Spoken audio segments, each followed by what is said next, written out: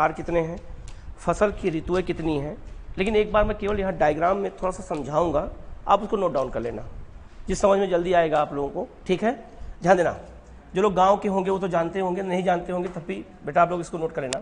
सबसे पहली बात करें अगर न्यूनतम समर्थन मूल्य की, MSP की बात कर लें, तो इसका फुल फॉर्म क्या है, मिनिमम सपोर्ट प्राइस। मिनिमम का मतलब क्या हो गया, न्यूनतम, ठीक है, और मैक्सिमम का मतलब क्या होता है, अधिकतम।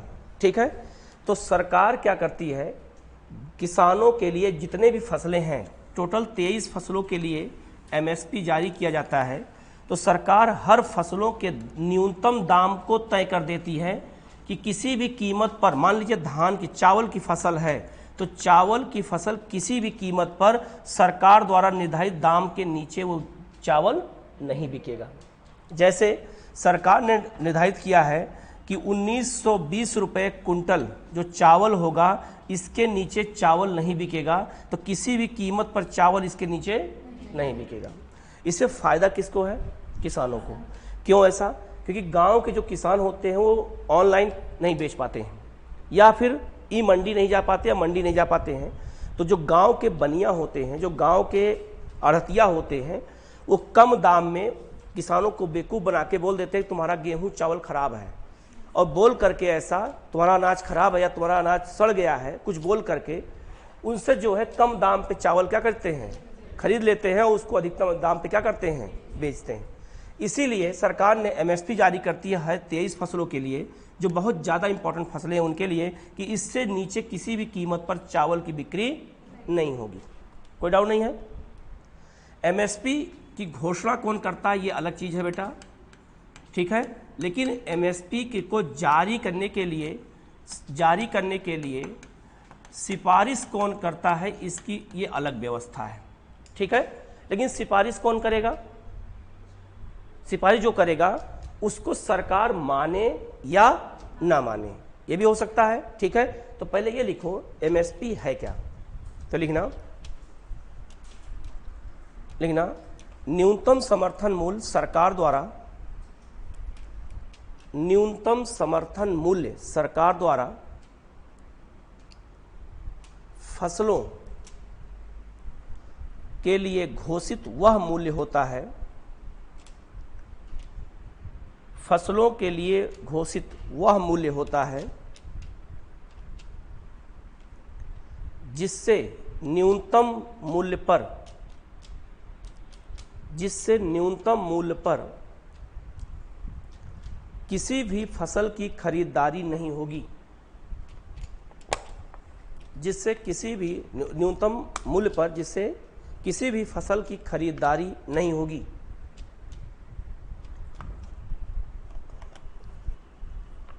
खरीदारी नहीं होगी। ठीक है, यहां तक कोई डाउट नहीं है। दूसरा, न्यूनतम समर्थन मूल्य की घोषणा कौन करता है, तो लिखना, पहले लिखो घोषणा कौन करता है, तो लिखना आर्थिक मामलों की मंत्रिमंडलीय समिति। आर्थिक मामलों की मंत्रिमंडलीय समिति प्रधानमंत्री की अध्यक्षता में। आर्थिक मामलों की मंत्रिमंडलीय समिति प्रधानमंत्री की अध्यक्षता में, प्रधानमंत्री की अध्यक्षता में। हो गया सबका बेटा, किसकी अध्यक्षता में, प्रधानमंत्री के आर्थिक मामलों की ये घोषणा करती है। ठीक है, लेकिन सिफारिश कौन करता है, तो लिखो MSP की सिफारिश कौन करता है। MSP की सिफारिश कृषि लागत और मूल्य आयोग,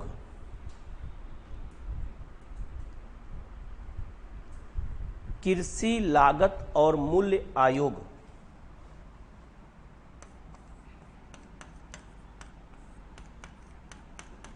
कृषि लागत एवं मूल्य आयोग CACP। ठीक है, CACP बढ़ा के हम लोग ध्यान देना। जो ये है कृषि लागत और मूल्य आयोग है, ये बेटा क्या करता है, सिफारिश करता है, लेकिन घोषणा कौन करता है इसकी, सरकार। और सरकार में कौन, तो प्रधानमंत्री की अध्यक्षता में जो आर्थिक मामलों का मंत्रिमंडलीय समिति है वो लेती है फैसला। दो बातें हो गई। अब गौर करना, थोड़ा से आपके हिसाब से बात कर लेते हैं, ज़्यादा अच्छा रहेगा। जो कृषि लागत और मूल्य आयोग है ये आपकी मम्मी की तरह है। किसकी तरह, मम्मी की तरह। और सरकार आपके पापा की तरह। कभी कभी आप लोग भी जब कोई सिफारिश करना होता है तो डायरेक्ट सरकार के पास नहीं जाते हैं, जाते हैं नहीं, किसी के थ्रू जाते हैं। तो जो थ्रू कौन है, वो आया कौन है, मम्मी है। तो मम्मी के पास 4 दिन दांत निकाल के रोते हैं, गाते हैं। और अगर हम खाना नहीं खाएंगे मम्मी के सामने, पापा के सामने नहीं खाना खाएंगे तो कोई दिक्कत नहीं। पापा कहेंगे कोई बात नहीं, 2-3 खाना नहीं खाओगे, हमारा बचेगा ही, कोई दिक्कत नहीं है। लेकिन मम्मी चूंकि उनका प्यार अलग होता है, इसलिए वो जो है राजकुमार हो चाहे विक्टोरिया हो, वो नाराज हो जाए, वो गुस्सा मतलब कि दुखी हो जाती है कि खाना नहीं खाए। बात समझ में आया? तो कृषि लागत मूल्य आयोग सिफारिश जो है जब करता है, जैसे आप लोग कोई सिफारिश मम्मी से करते हैं पापा के लिए कि हमें ये चाहिए, तो मम्मी जो है कहती तो हैं, लेकिन कब कहती हैं, जब उनका मूड ठीक रहता तब। अगर सरकार का मूड ठीक नहीं है तो सरकार लागू नहीं करेगी। बात समझाया? तो याद रखना, इसीलिए कृषि लागत मूल्य आयोग जो है ये सिफारिश करता है, किसकी, एमएसपी के लिए सिफारिश करेगा, लेकिन लागू कौन करेगा, सरकार। याद रहेगा? आगे लिखना एमएसपी 23 फसलों के लिए जारी किया जाता है। एमएसपी 23 फसलों के लिए जारी किया जाता है। 23 फसलों के लिए जारी किया जाता है। ठीक है बेटा, कितनी फसलों के लिए, 23 फसलों के लिए। ठीक है, तो 23 फसलें कौन कौन सी हैं उनको यहाँ लिखवा दे रहा हूँ, एक डायग्राम बना लेना और उसको लिख लेना। 23 को अंडरलाइन कर लेना, ये क्वेश्चन कभी भी आ सकता है। टोटल है 23 फसलें हैं। ठीक है, इसको जो है अलग अलग भागों में बांट लेना। जैसे पहला भाग है खाद्यान्न फसल या अनाज फसल, खाद्यान्न फसल। दूसरा है तिलहन फसल, इसके बाद है दलहन फसल, इसके बाद है नगदी फसल। इसी को व्यापारिक फसल भी कहते हैं, नगदी फसल।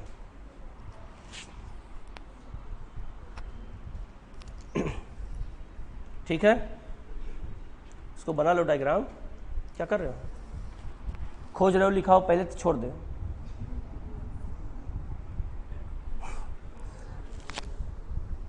हो गया सबका?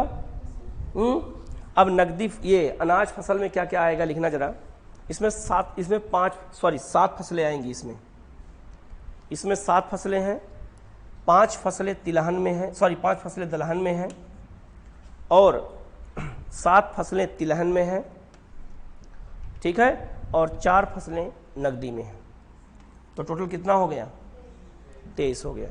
ठीक है, तो यहाँ कौन कौन फसलें जरा लिखना, इनके नीचे लिखना। नंबर 1 अनाज में लिखना धान गेहूं,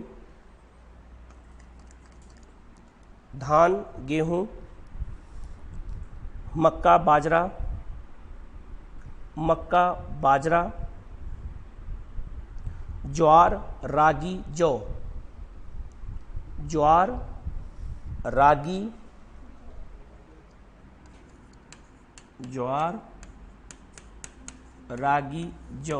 कई लोग होंगे जो पहली बार सुने होंगे कुछ फसल, खाने के बाद बहुत दूर है। ठीक है, कोई है ऐसे जो रागी देखा हो? कहाँ देखा? कालिस, यस पकड़ लिया, इसका मतलब बनाया है, इसका मतलब। ठीक है, ज्वार भी होता है, रागी भी होता है, ये सब जो फसलें हैं बेटा। ठीक है ना, अनाज है, इसको खाना, ये खाद्यान्न फसल यूज होता है। दूसरा कौन सी फसल है, तिलहन फसल लिखना। तिलहन फसल में क्या क्या आती हैं, तो वहाँ आते हैं आपका, पहला लिखो सरसों, मूंगफली, मूंगफली, सोयाबीन, सूरजमुखी, तिल, कुसुम, कुसुम भी एक सरसों का एक तेल जो है निकलता है, और नाइजर सीड,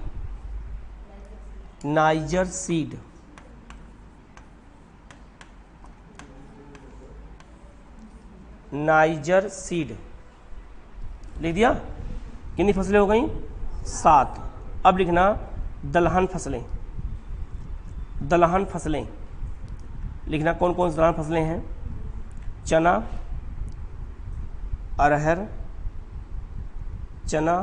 अरहर, उड़द, मूंग और मसूर, मसूर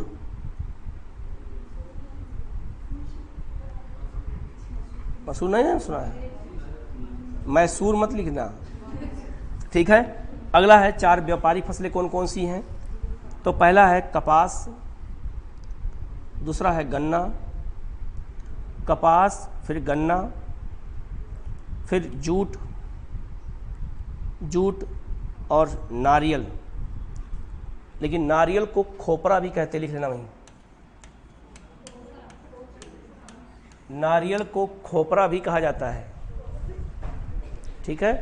अगर कहीं खोपरा शब्द आ जाए तो क्या मानोगे? वो नारियल की बात कर रहा है, ठीक है।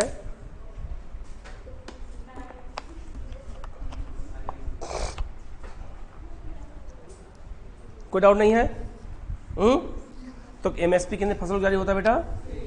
23 फसलों के लिए जारी होता है, याद रहेगा। चलिए आगे लिखना, उसके नीचे लिखना फिर से। एक बात ध्यान देना, पहले बता देता हूं तब। ये सबका हो गया? ऑनलाइन सबका हुआ बेटा? ऑनलाइन जल्दी बताओ आप लोग। ओके, अब गौर करना, हमारे यहाँ जो कृषि है, कृषि की 3 ऋतुएं होती हैं। कौन कौन सी ऋतुएं? पहला है रबी की, दूसरा है जायद की, और तीसरा है खरीफ की फसल कहते हैं। 3 तरह की फसलें होती हैं, ठीक है। तो ये एमएसपी जो जारी किया जाता है वो रबी की फसल पर जारी होता है, और किस पर जारी होता है? खरीफ की फसल पर।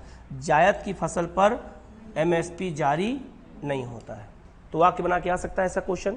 तो लिखना, और दूसरा पहला पॉइंट वहाँ इंपॉर्टेंट पॉइंट में लिखना कि एमएसपी केवल रबी और खरीफ की फसल पर जारी होता है। एमएसपी केवल रबी और खरीफ की फसल पर जारी होता है, की फसल पर जारी होता है, जायद की फसल पर नहीं। जायद की फसल पर नहीं। हो गया? जायद की फसल पर जारी बेटा नहीं होता है, ठीक है, पहला चीज। दूसरा गौर करना, रबी की फसल की बुआई कब होती है? तो इसकी बुआई होती है मध्य अक्टूबर से लेकर, ठीक है। इसकी बुआई कब होती है बेटा?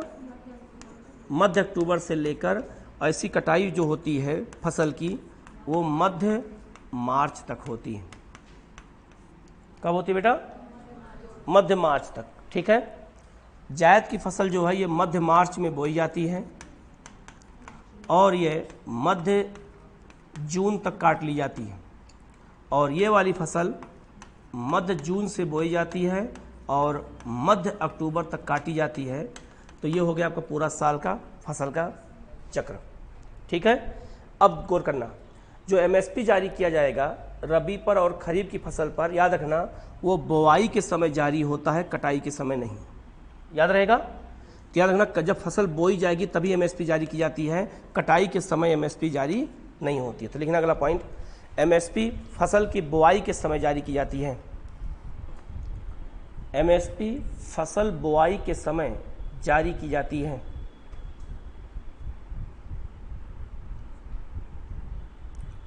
फसल बुआई के समय जारी की जाती है।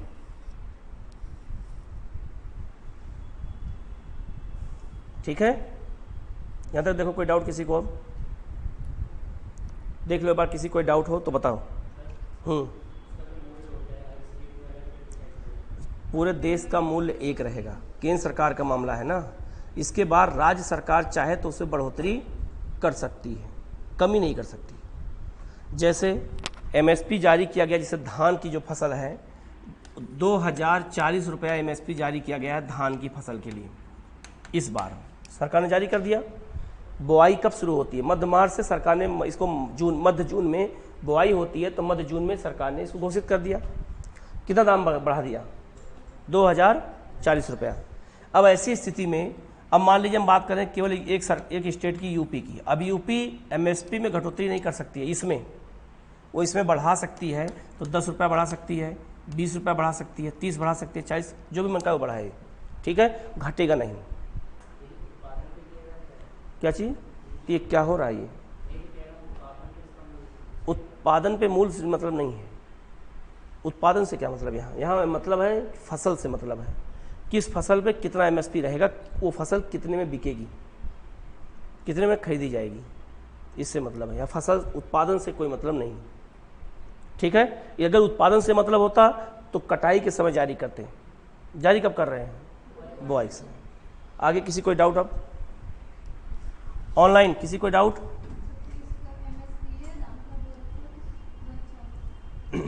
ये आपको याद नहीं करना है। एमएसपी जारी जो होती है, दाम से आपका मतलब नहीं है, इसके बेसिक स्ट्रक्चर से मतलब है, जहाँ से क्वेश्चन आ सकता है। ठीक है, क्योंकि ये हर साल में 2 बार जारी होती है, तो क्वेश्चन यहाँ से प्री में आया हुआ है, मेंस में आया है, और आगे भी आने की संभावना बनी रहेगी। ठीक है, हाँ, तो इसीलिए तो बुआई समय करेंगे। कटाई समय बर्बाद हो जाए उसके लिए अलग बीमा, अलग व्यवस्था होती है। फसल बीमा अलग है, वो फसल प्रधानमंत्री फसल बीमा वो व्यवस्था अलग है। यहाँ तक कोई डाउट नहीं किसी को? ऑनलाइन किसी को समस्या? बेटा ऑनलाइन किसी को समस्या नहीं है ना?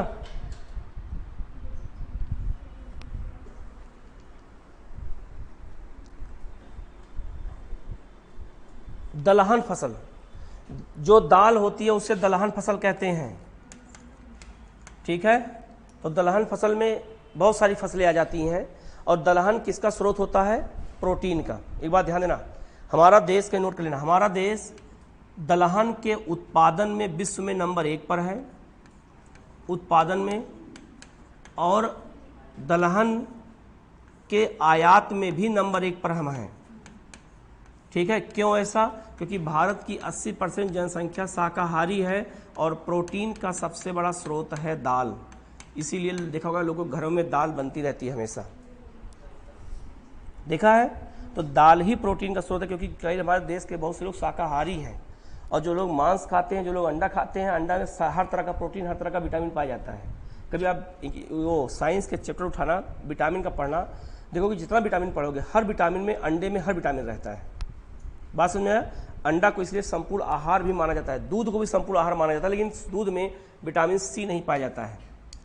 ठीक है ना, इसीलिए जो है दाल को जो है प्रोटीन के लिए ही हमारे यहाँ इस्तेमाल करते हैं। आप लोग देखा होगा कभी कभी आप लोग रात में सोते होंगे तो देखा होगा यहाँ दर्द होता है, यहाँ मांसपेशियों में, देखा है कभी? अनुभव किया है किसी ने? पैर की मांसपेशियों में, यहाँ पे नहीं, केवल मैं पैर की। जानते क्यों? क्योंकि इसलिए, क्योंकि आपके शरीर में प्रोटीन की मात्रा ज़्यादा हो जाती है, तो लैक्टिक अम्ल बन जाता है, और लैक्टिक अम्ल बन करके वो आकर के मांसपेशियों में यहाँ पर दर्द करता है, यहीं पे जमा हो जाता है मांसपेशियों में। तो जब हम उसको ऐसे बार बार दबाते हैं, ऐसे ऐसे हम उसको रगड़ते हैं, तो वो लैक्टिक अम्ल वहाँ से हट जाता है, और हट करके हमें राहत महसूस करता है। तो कहीं नोट कर लेना कि जो है दलहन में प्रोटीन होता है, और भारत उत्पादन और आयात में नंबर 1 पर है, कहीं नोट कर लो। ठीक है, और प्रोटीन के जमा होने से शरीर में लैक्टिक अम्ल बनता है। भी लिखो, आया हुआ है क्वेश्चन, मुंह बना रहे हो सब। कभी पेपर देखा है नहीं? ठीक है, और जो लैक्टिक अम्ल होता है वो दूध में भी होता है। दूध से जो दही बनता है वो लैक्टिक अम्ल बनाता है। लैक्टिक अम्ल नामक जीवाणु होते हैं, वो जीवाणु होते हैं, वही दूध को दही में बदल देते हैं। जब आप कहीं दही खाते हो जो, तो दही में छोटे छोटे कीड़े होते हैं, ठीक है, वो कीड़े की संख्या होती है लाखों में, अरबों में होते हैं छोटे छोटे कीड़े, वही दही होती है, ठीक है, वो लैक्टिक अम्ल के दही हैं सब, लेकिन वो जीवाणु को खाया जाता है, ठीक है, तो टेंशन मत लेना, मुंह मत बनाओ, ठीक है, वो जीवाणु खाया जाता है। यहाँ तक कोई डाउट किसी को? देख लो, कोई डाउट हो तो पूछो, आगे बढ़ेंगे।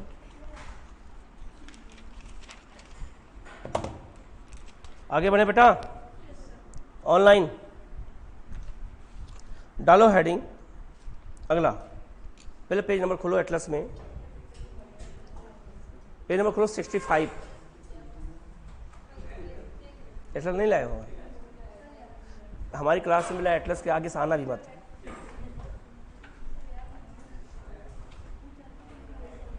ठीक है, चलिए एक देश देखो लिखा होगा फिनलैंड, उसकी राजधानी लिखा होगा स्टॉक, हाँ हाँ, उसकी राजधानी लिखा होगा स्टॉकहोम।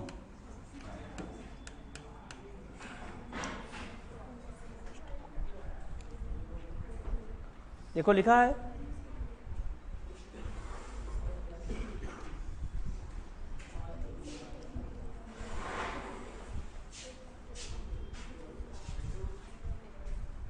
आज मिल जाएगा। स्टॉकहोम नहीं मिला, पेज नंबर 65 पे नहीं मिला, ये लिखा है स्वीडन की राजधानी स्टॉकहोम।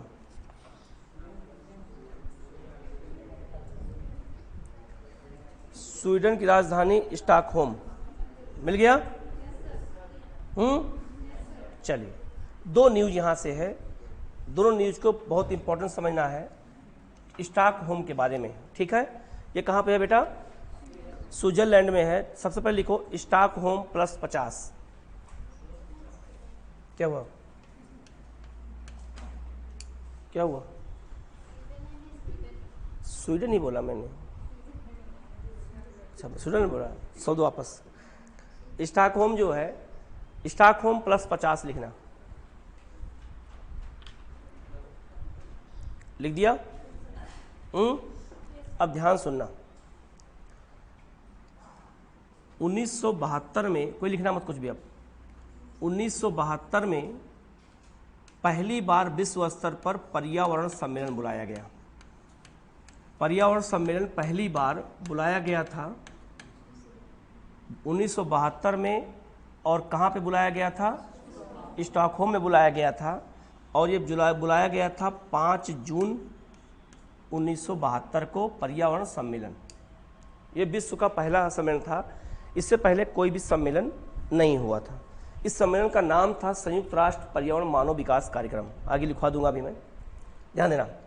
इस सम्मेलन का आयोजन जब किया गया तो ये विश्व के कई देशों को बुलाया गया, और यह अनुमान लगाया गया, बात शुरू हुई कि पर्यावरण को कैसे बचाया जाए। ठीक है बेटा, ध्यान सुनना, पर्यावरण को कैसे बचाया जाए, इसको ध्यान में रखकर इसी सम्मेलन में निर्णय लिया गया कि हर 5 तारीख को, हर 5 जून को क्या मनाया जाएगा? विश्व पर्यावरण दिवस। तो पहला पर्यावरण दिवस कब मनाया गया? तो 1973 में। ठीक है, फैक्ट के सारे क्वेश्चन को बहुत ध्यान समझना, ये बहुत चर्चा का विषय रहा है, प्रधानमंत्री इसमें शामिल हुए हैं, ठीक है, भारत ने इसमें इसका पक्ष लिया है, भारत ने इस पर सिग्नेचर किया है, तो बहुत इंपॉर्टेंट बन जाएगा, ध्यान देना। लेकिन थोड़ा सा जब तक हम पीछे नहीं जाएंगे तब तक हमें ये समझ में नहीं आएगा। ठीक है, तो 1972 में अगर हम 50 जोड़ दें तो कितना हो जाएगा बेटा? 2022। तो ये 22 में सम्मेलन हुआ, इसीलिए इसका नाम क्या रख दिया गया? Stockholm plus 50। तो इसका पहला सम्मेलन कब हुआ था? 1972 में, और अभी कौन सा हो रहा है? 50 साल के बाद। इस सम्मेलन में 5 जून को पर्यावरण दिवस मनाने का निर्णय लिया गया, और इस बार जो सम्मेलन हुआ उसमें कुछ और निर्णय लिए गए, उन्हीं निर्णय को हमें लिखना है। ठीक है, तो लिखना जरा, लिखना, स्वीडन की राजधानी, स्वीडन की राजधानी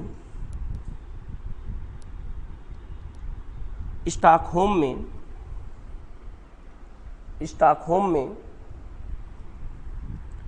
स्टॉकहोम प्लस 50 सम्मेलन का आयोजन किया गया।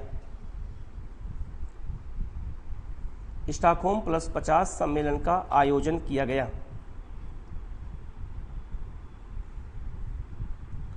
आयोजन किया गया।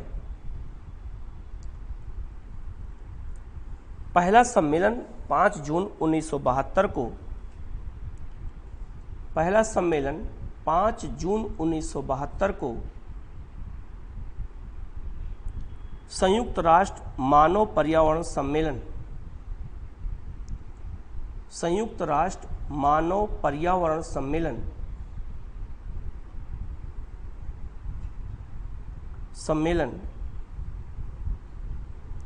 का आयोजन स्टॉकहोम में किया गया था। स्टॉकहोम में किया गया था।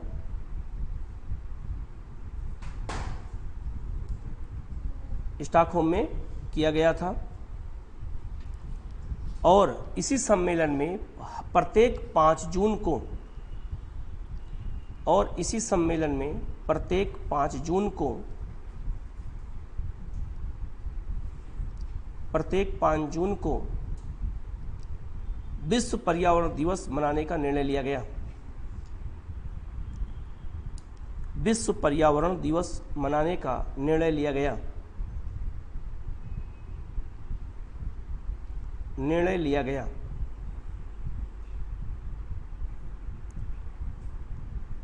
इस पर्यावरण सम्मेलन का थीम था, इस पर्यावरण सम्मेलन का थीम केवल एक पृथ्वी, केवल एक पृथ्वी, ओनली वन अर्थ था। केवल एक पृथ्वी, ओनली वन अर्थ था। ओनली वन अर्थ था।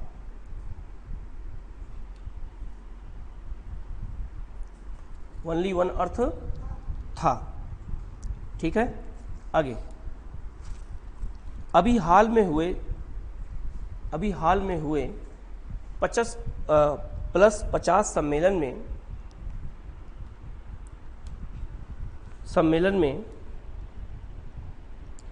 कार्बन को कम करने का निर्णय लिया गया। अभी हाल में हुए 50+ सम्मेलन में कार्बन को कम करने का निर्णय लिया गया। कार्बन को कम करने का निर्णय लिया गया। निर्णय लिया गया। ठीक है, यहाँ तक कोई डाउट किसी को नहीं है ना? तो अगर कहीं पे भी अगर 50 शब्द लगा हो तो ये मान लेना, कहीं अगर प्लस शब्द लगा हो तो मान लेना कि इसके पहले भी सम्मेलन हुए हैं, ये उसी का कुछ क्रम होगा जो आगे बढ़ रहा होगा। जैसे मैं आपको बता देता हूँ, पर्यावरण में आगे बताऊंगा मैं पर्यावरण क्लास में, लेकिन यहाँ भी बता देता हूँ मैं। जैसे 1972 में, ये कहीं नोट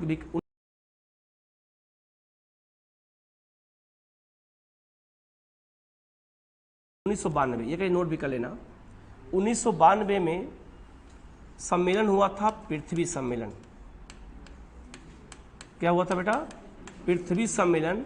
तो ये सम्मेलन हुआ था ब्राजील के शहर रियो डी जेनेरियो में। ठीक है ना, लिख लेना। तो पहला सम्मेलन हुआ था। उसी के 5 साल के बाद जब हो गया तो उसका नाम हो गया पृथ्वी 5+5। क्या हो गया? पृथ्वी +5 हो गया। और इस सम्मेलन का आयोजन कब किया गया? 1997 में। तो 92 में 5 जोड़े कितना हो जाएगा? 97 में। और इस सम्मेलन कहाँ हुआ था? न्यूयॉर्क में, USA में हुआ था। नोट कर लेना इसको। ठीक है, कहीं नोट कर लो इसको, ये सारे सम्मेलन को, कि पृथ्वी सम्मेलन कौन कौन से हुए हैं। तो पृथ्वी सम्मेलन 4 हुए हैं, चारों नोट कर लो, कब कब हुए हैं, कहाँ कहाँ पे हुए हैं। ये क्वेश्चन भी आ सकता है, तो आप इसको नोट कर लो।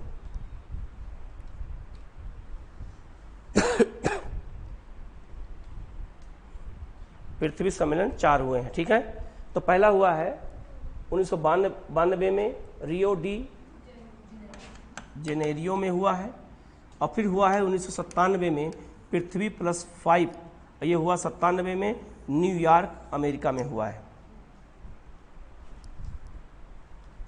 न्यूयॉर्क अमेरिका में, ठीक है। इसके बाद पृथ्वी प्लस 10, ये 2002 में हुआ, दक्षिण अफ्रीका में हुआ था। दक्षिण अफ्रीका में जोहान्सबर्ग में हुआ था। दक्षिण अफ्रीका के जोहान्सबर्ग में सम्मेलन का आयोजन किया गया था, ठीक है। और इसके बाद अभी जो है 2012 में हुआ, उसका नाम रखा गया पृथ्वी प्लस 20, और ये कहाँ हुआ? वो यहीं हुआ है, रियो डी जेनेरियो में। पृथ्वी प्लस 20, पृथ्वी प्लस 20 हुआ है 2012 में, नहीं सॉरी 20 में, नहीं सॉरी 2012 में हुआ है। और ये भी हुआ है रियो डी जेनेरियो में ही हुआ है, ठीक है।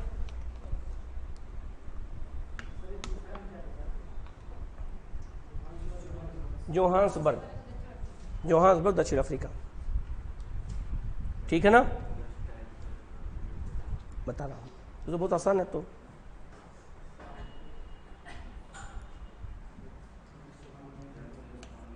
उन्नीस सौ 92 में 5 जोड़ोगे कितना हो जाएगा? 97, तो प्लस 5 हो गया। इधर देखो 5 हो गया।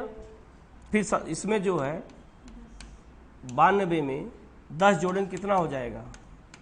2002। और जब हम कह रहे हैं प्लस 20, तो 92 में जब 20 जोड़ेंगे कितना हो जाएगा? समझ में आया? नहीं समझ में आया? किसमें? 97 में हम 10 क्यों जोड़ेंगे? रियो सम्मेलन पहला यहाँ हुआ, हम यहाँ से चलेंगे कि आधार से चलेंगे? कहाँ चलेंगे? नहीं समझ में आया? आधार तो ये है ना, तो ये पहला हो गया, ये दूसरा हो गया प्लस 5, इसमें 10 जोड़ेंगे तो 2012, 2002, फिर 20 जोड़ेंगे कितना? 22। तो हम इसमें जोड़ रहे हैं, ठीक है ना। 5, 10, 20। देखो कोई डाउट किसी को? नहीं समझ में आया? नहीं समझ में आया? क्या समझ में? बताना क्या समझ में? खड़ा बताओ,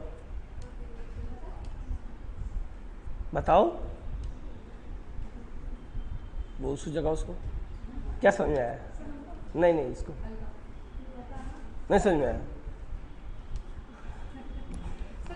अच्छा, किसको समझ में आया है? किसको समझ में आया है? ये गांधी तो समझ में नहीं आया? ये हमें बताएगा कौन? इसीलिए मैं एक एक चीज को 10-10 बार पूछता हूँ, समझ में आया है कि नहीं आया। ऑनलाइन किस समझ नहीं आया बात? फिर से बताता हूँ। पहला सम्मेलन हुआ था बेटा पृथ्वी फर्स्ट सम्मेलन हुआ था कब? 92 में। फिर इसमें 5 जोड़ेंगे कितना हो जाएगा? तुम बताना। 97। कितना हो जाएगा? 97। तो 97 में जब सम्मेलन हुआ तो 5 साल के बाद हुआ, तो नाम क्या पड़ गया? पृथ्वी प्लस 5। अब समझ में आया? फिर इसमें 10 जोड़ेंगे कितना आएगा? गांधी 10 जोड़ेंगे कितना आएगा? 97 में। यहाँ पे सॉरी, इसमें 2002 में, वो 92 में 10 जोड़ेंगे कितना आएगा?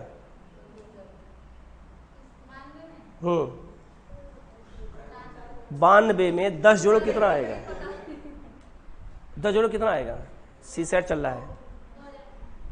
2029, 2000, हाँ। तो 2002 में सम्मेलन जोहान्सबर्ग में हुआ, तो नाम क्या रखा गया उसका? पृथ्वी प्लस 10। अब समझ में? फिर 20 साल बाद हुआ, तो 92 में जब 20 जोड़ेंगे कितना हो जाएगा? 2012। तो नाम क्या पड़ गया? पृथ्वी प्लस 20। ये समझ में आया आप सबको? अजय तुम बहुत आगे जा रहे हो। 2022 कहाँ आ गया? कोई डाउट नहीं है।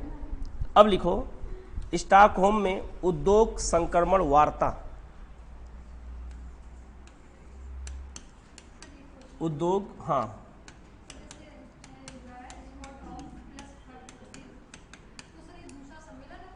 ये दूसरा है, 50 साल बाद हुआ है।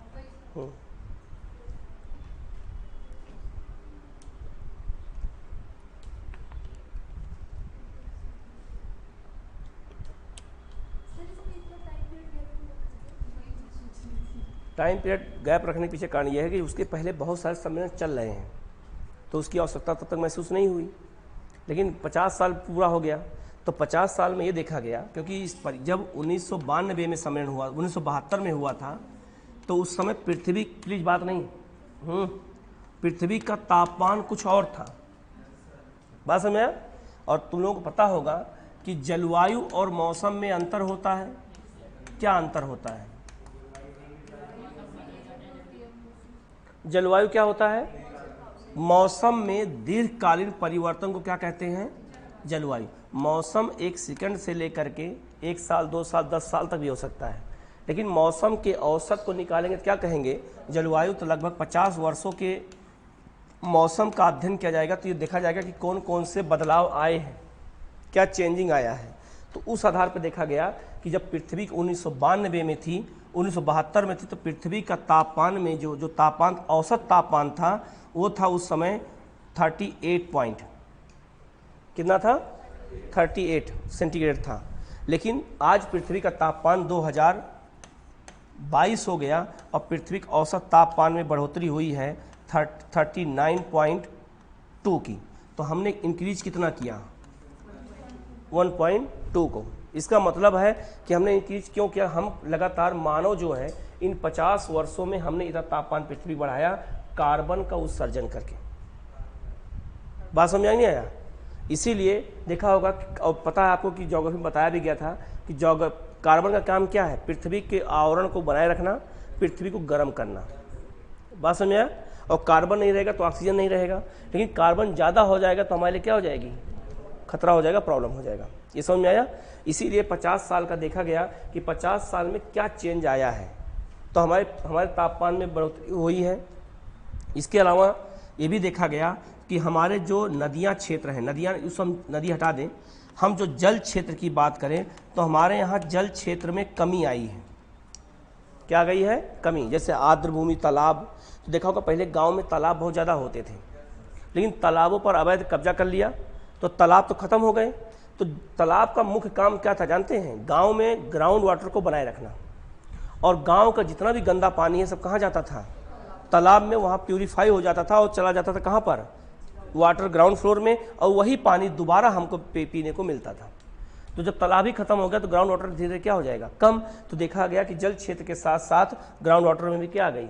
कमी आ गई। जैसे अगर दिल्ली में भी बोरिंग करोगे, हरियाणा में करोगे, राजस्थान में बोरिंग करोगे तो 350 फीट के नीचे पानी मिलेगा, ठीक है। लेकिन अभी उत्तर प्रदेश के, पूर्वी उत्तर प्रदेश, ये बिहार और बंगाल में बोरिंग करोगे तो 30 से 40 फीट पर पानी मिल जाएगा।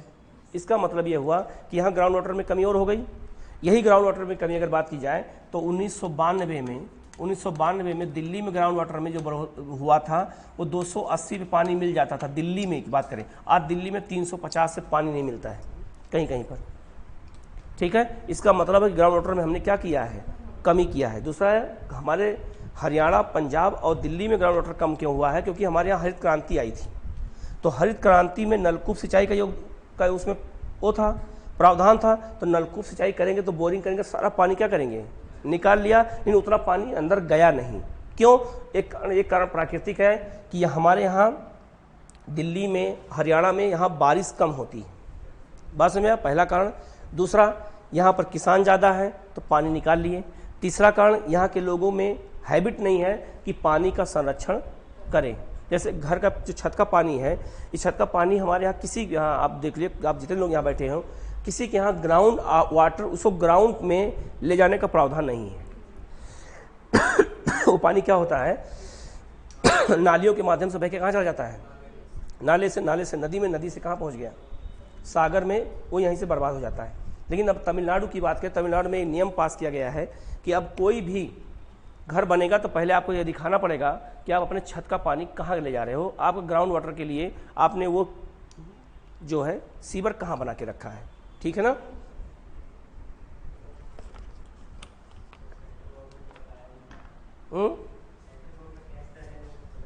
सेंट्रल गवर्नमेंट चला सकती है, लेकिन सेंट्रल गवर्नमेंट के और उसमें दोनों में अंतर रहेगा। हर राज्य में लागू नहीं किया जा सकता ना। कैच द रेन चला तो वो भी एक उसी का हिस्सा था, वो भी उसी का हिस्सा था। तुमने कैच किया तब काम खत्म। जब आम जनता ने कैच नहीं किया तो कैसे होगा। बारिश होता तो भाग लेते घर में, कभी कैच किया कहीं?